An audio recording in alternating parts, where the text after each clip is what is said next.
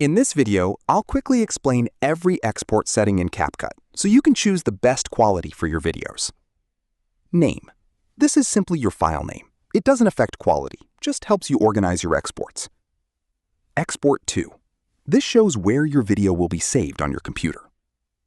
Video settings. Resolution. This controls the size of your video.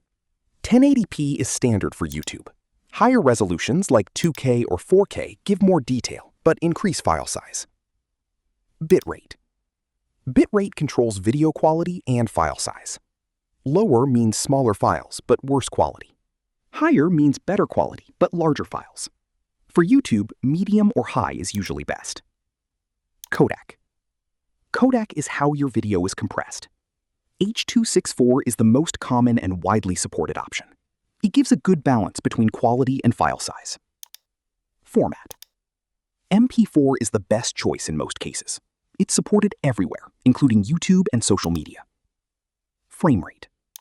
This controls how smooth your video looks. 30 FPS is standard. 60 FPS looks smoother, especially for gameplay or fast motion. Color space, Rec. 709 SDR. This defines how colors are displayed.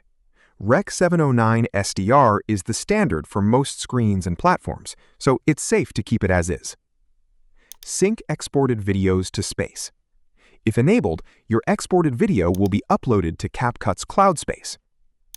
Export audio. When enabled, Capcut will also export the audio as a separate MP3 file. This means you'll get both the full video and an audio-only version. Export GIF. When enabled, Capcut will export an additional GIF version of your video. This does not replace your video.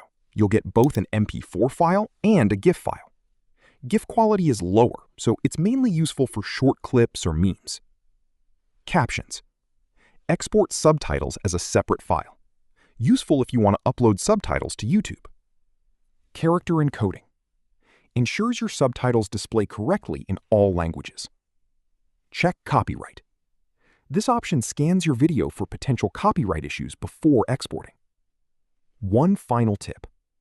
For most YouTube videos, use 1080p, high bitrate, H.264, MP4, and 30 FPS or 60 FPS, depending on your content. Please subscribe if this video helped you. Thanks for watching.